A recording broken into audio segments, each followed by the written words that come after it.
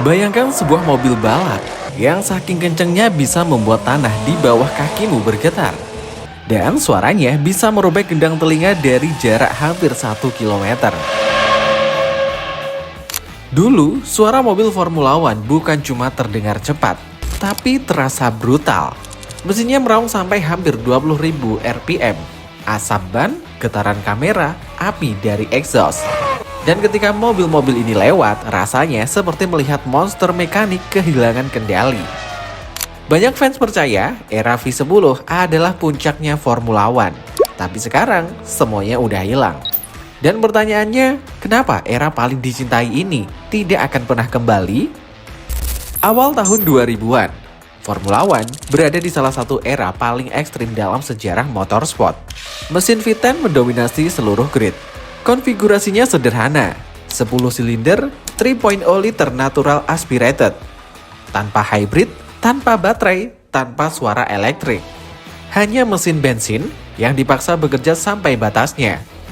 Dan yang membuat semuanya semakin gila, mobil-mobil saat itu sangat ringan. Bobotnya hanya sekitar 600 kg, jauh lebih ringan dibanding mobil Formula One modern sekarang. Hasilnya, mobil-mobil ini melesat seperti kesetanan di tikungan dan menghasilkan suara yang sekarang dianggap legendaris. Ferrari, McLaren, Renault, Williams, semuanya punya karakter suara berbeda. Bahkan, banyak fans lama mengaku bisa mengenali mobil hanya dari suaranya.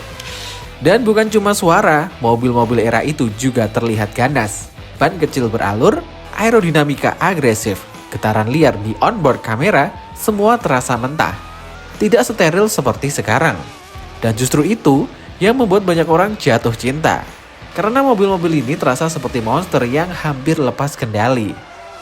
Kalau ada satu hal yang paling dirindukan dari era V10, jawabannya ya jelas, suaranya.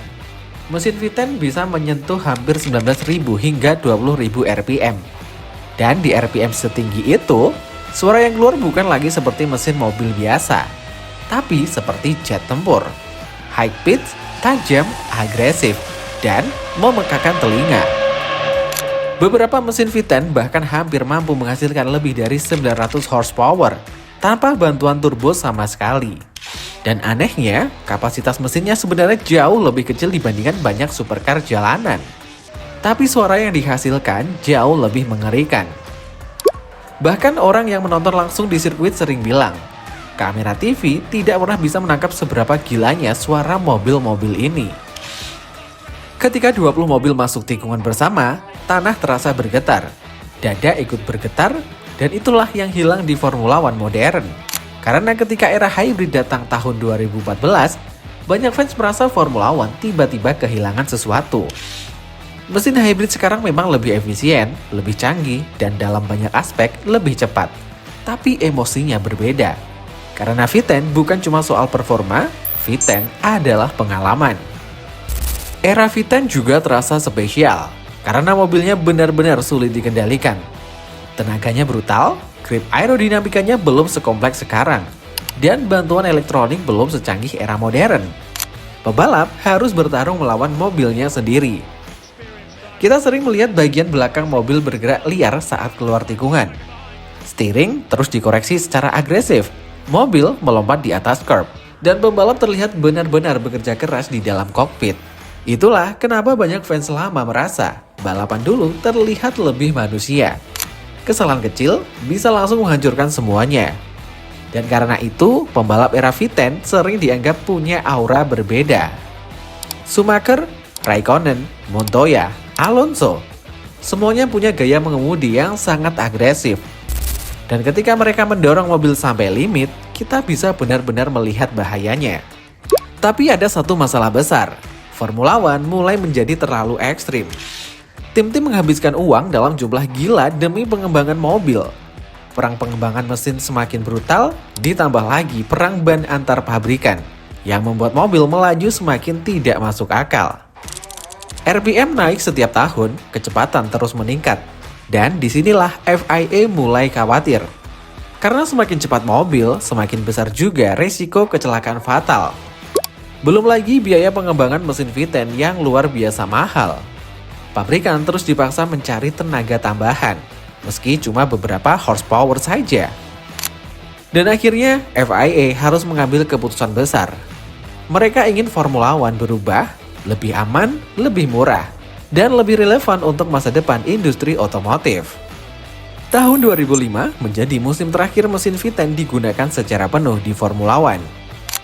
Dan setelah itu F1 perlahan berubah. Era V8 datang, lalu era hybrid turbo dimulai pada tahun 2014. Mobil menjadi jauh lebih efisien. Teknologinya luar biasa cerdas. Tapi bagi banyak fan, sesuatu terasa hilang. Formula One modern memang cepat, sangat cepat mungkin. Tapi tidak lagi terasa liar, tidak lagi terasa brutal. Dan yang paling penting tidak lagi terdengar seperti dulu. Bahkan sampai sekarang, setiap kali video era V10 muncul di internet, komentar fans hampir selalu sama. Bring back the V10. Bicara teknis, bisa saja. Tapi secara realistis, kemungkinannya sangat kecil. Karena Formula One sekarang bukan cuma tentang suara atau emosi. F1 sudah berubah menjadi laboratorium teknologi global. Pabrikan besar ingin efisiensi. Sponsor ingin citra ramah lingkungan. Dan dunia otomotif bergerak maju menuju elektrifikasi. Bahkan sekarang, ketika F1 mulai fokus mengembangkan sustainable fuel, arsitektur mesin V10 tetap hampir mustahil dipilih. Karena pabrikan jauh lebih tertarik mengembangkan mesin turbo kecil yang efisien untuk masa depan mobil jalan raya. Itulah kenapa FIA sulit kembali ke masa lalu, walaupun fans terus memintanya. Dan mungkin itulah yang membuat era V10 terasa semakin spesial. Karena kita tahu, era itu kemungkinan tidak akan pernah kembali lagi. Era V10 bukan era yang sempurna, mobilnya berbahaya, biayanya gila, dan teknologinya tidak efisien. Mungkin Formula One modern lebih cepat, mungkin juga lebih canggih. Tapi bagi banyak orang, F1 bukan cuma soal angka, F1 adalah feeling.